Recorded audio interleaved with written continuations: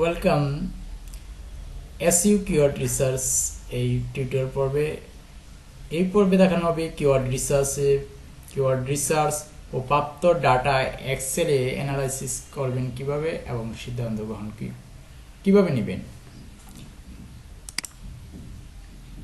এখানে একটি আমি এক্সেল ফাইল দেখাচ্ছি।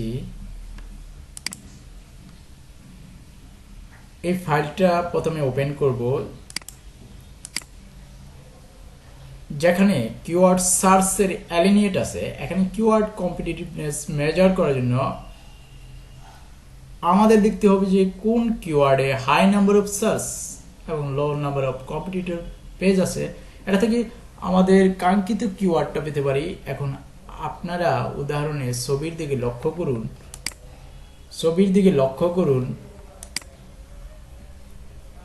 তাহলে দেখবেন যে এখানে ইলেকট্রনিক বুক রিডিং ডিভাইস কিওয়ার্ডের সার্চ নাম্বার 880 এবং প্রতিযোগী মাত্র 147 পেজ। তাই এখানে কম্পিটিটিভ করা যেতে পারে, কারণ 880টা সার্চ একদম খারাপ না। এখানে একটি চিত্র দেখানো হচ্ছে, চিত্রটি আপনারা ভালো করে লক্ষ্য করুন।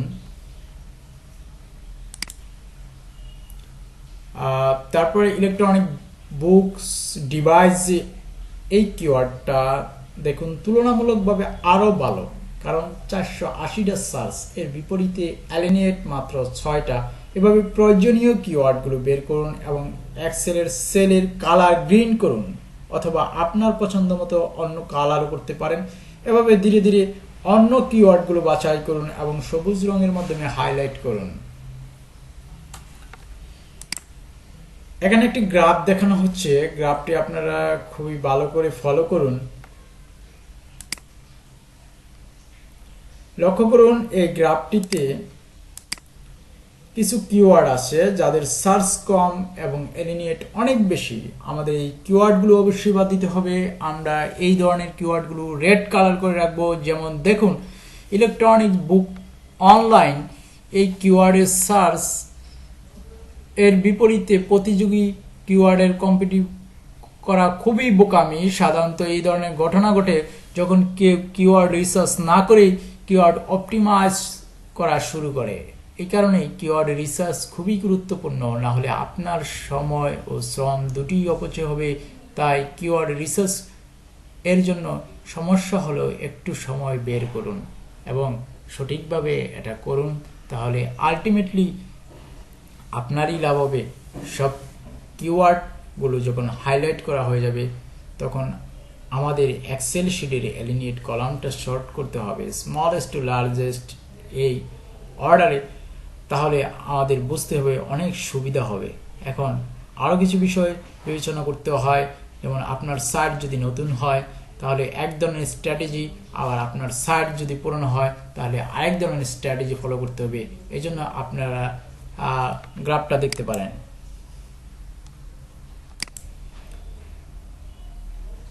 এখানে একটা এক্সেল শিট ফলো করুন।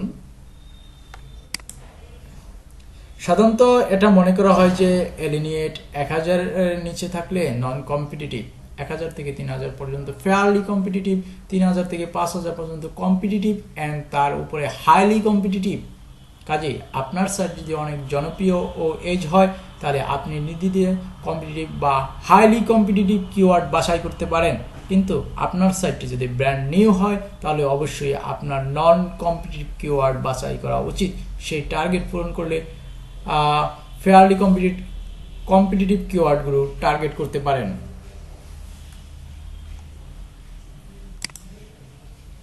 এখানে একটি চিত্র দেখানো হচ্ছে, চিত্রটি ভালো করে ফলো করুন।